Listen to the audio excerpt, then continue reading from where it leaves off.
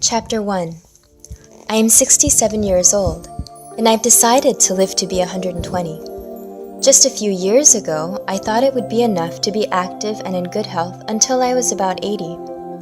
My father passed away a few months ago at the age of 94. He was vigorously active through his early 80s. He knew a lot about Eastern thought and feng shui, and after retiring from teaching, he spent his later years counseling townspeople on the sites of their homes and graves and on life in general.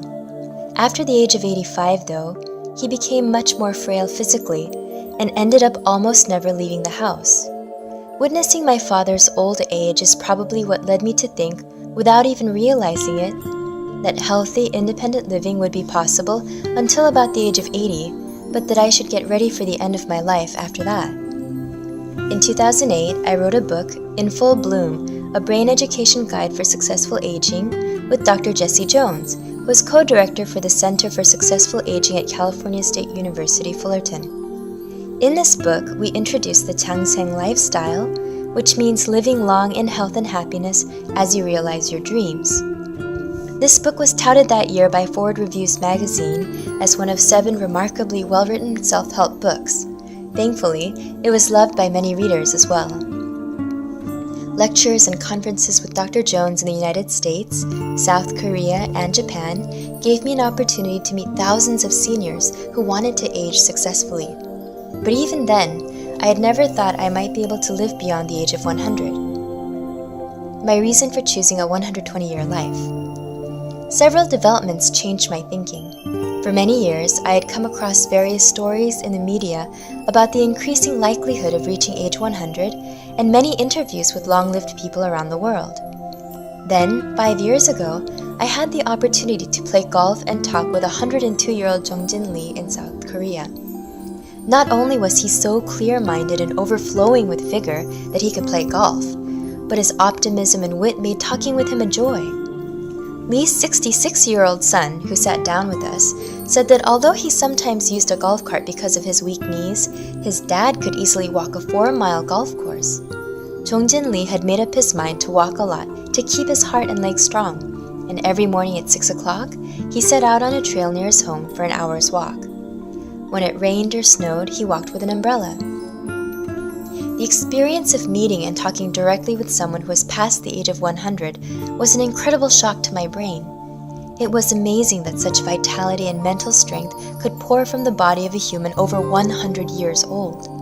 After that, I met many other impressive people who were living healthy and vigorous lives even when they were nearly 100. I started to sense that the era of the centenarian had come and that many people are already living it. I started to feel that the amazing increase in the human lifespan was my issue, not simply fascinating statistics or stories on the news. The first feeling I got from thinking that I might live to be 100 years old was definitely not joyful expectation. It was, oops! It was the feeling that I had been diligently running in a half marathon and was close to the finish line when I suddenly realized that the race wasn't a half marathon but a full marathon. I was alarmed by the thought that my body and mind weren't ready to run a full marathon. I had an important awakening from this contemplation. I realized that I had been thinking passively about my lifespan, in other words, about my time. I had thought only that time had been given to me. I hadn't thought that I could extend my time by my will. I thought that long life was an external thing brought to me by the development of medicine or social and cultural changes. It hadn't really occurred to me that I could direct this process myself. As a result, I found that my life plan stopped at the age of 80. The time I might have after that was missing from my design for my life. But unless I had a design for life in old age, even if I ended up living to be 90 or 100, I wouldn't feel that I had played an active part. I wouldn't be able to say, I decided to be who I am and to live for this dream, and I lived to be 90, to be 100, according to the life plan I designed. After this series of reflections, I made a choice that would greatly change my thinking. I decided to live 120 years. This is the lifespan generally accepted as biologically possible for human beings. So I set as my expected lifespan the maximum number of years that current scientific understanding permits, and I then chose to redesign my life from that 120-year perspective. The fundamental reason I chose to live to be 120, as I revealed in the introduction, was not only a personal desire for a long life, nor was it a number I could expect based on my family history or my current state of health. My choice stemmed from my desire to be of service to the world and to take responsibility for the great dream that I've set for my life. For this dream, I want to complete the Earth Village project that I started in New Zealand. This choice brought a lot of changes to my personal life. First, my thinking about my current age changed significantly. At 67, I'm in the closing stages of an 80-year life, but I've just passed halfway through a 120-year life. I have more than 50 years left. How then should I live during that time? What do I want to live for? The shift in my thinking provided me with an opportunity to reflect seriously once again on who I am and what is important in my life, and it further clarified for me what I need to focus on to realize the dreams and values I consider important. Second, I began to manage my body and mind more actively.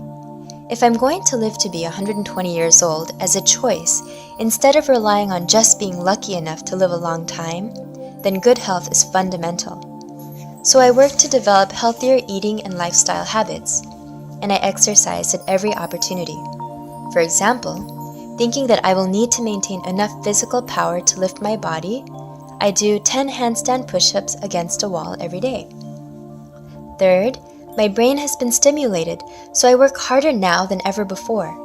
The information 120-year life was a new and powerful shock to my brain. Now my brain is passionately searching my existing habits of thought and behavior for anything I should change, often demanding that I fix things so that I can live a good 120-year life. It has started pumping out new creative ideas, as if confirming for me that it can perform well for 120 years without a problem. My brain seems to be secreting hormones that increase positivity and vitality, and I feel as though I were 30 years younger. I feel that my body and mind are now in an optimal state and that I'm living with hope and joy, and more passionately than ever before. I feel great gratitude that, by choosing a 120-year life, I've had an opportunity to design my old age with a long-term perspective, and that I now have more time to do meaningful work for other people and the world.